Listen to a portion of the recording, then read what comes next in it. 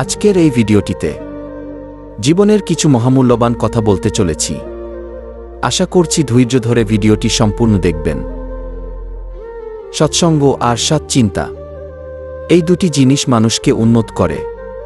যদি তুমি কাউকে ভালোবাস, তার মাঝে তোমার অস্তিত্ব খুঁজে পাবে।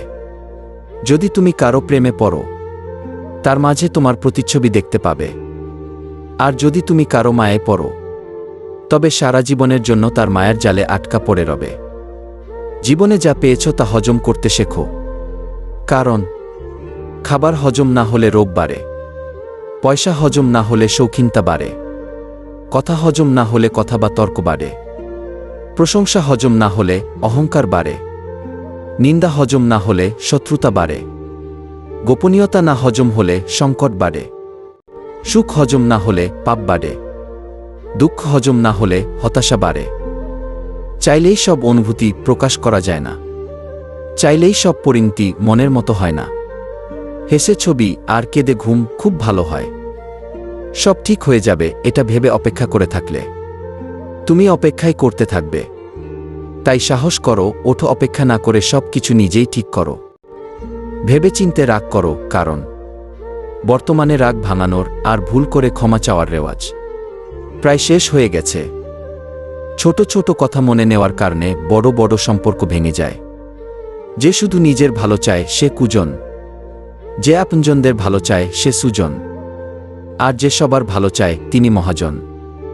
তোমার মন খারাপ যদি কারোর হৃদয় স্পর্শ না করে, তাহলে হাসতে শেখো। মেয়েরা ছেলেদের একটা জিনিস দেখে ভালোবাসে, তা হলো তার সততা। ছেলেটা সৎ হলে মেয়েটা তাকে ভালোবাসতে বাধ্য হয়, এবং সে যদি তাকে মন খারাপের সময় হাসাতে পারে, তাহলে তো কথাই নেই। আবার এটাও জেনে রাখবেন, মেয়েরা বিয়ের ক্ষেত্রে সব কিছুর থেকে ছেলের সচ্ছল ভবিষ্যৎকে বেশি প্রাধান্য দেয়া।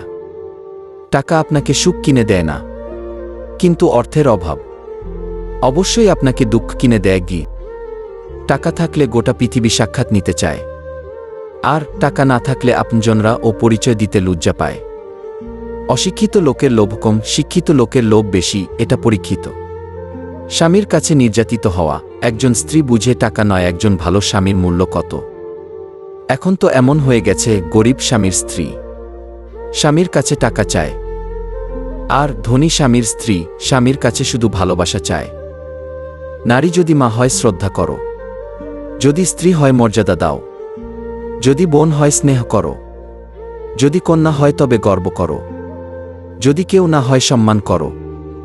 তোমার পায়ে যদি জুতো নাও থাকে কিন্তু হাতে বই যেন অবশ্যই থাকে, কারণ জুতো তোমায় কিছুটা পথ চলতে সাহায্য করবে, কিন্তু বই তোমায় তোমার জীবন গঠন করতে সাহায্য করবে।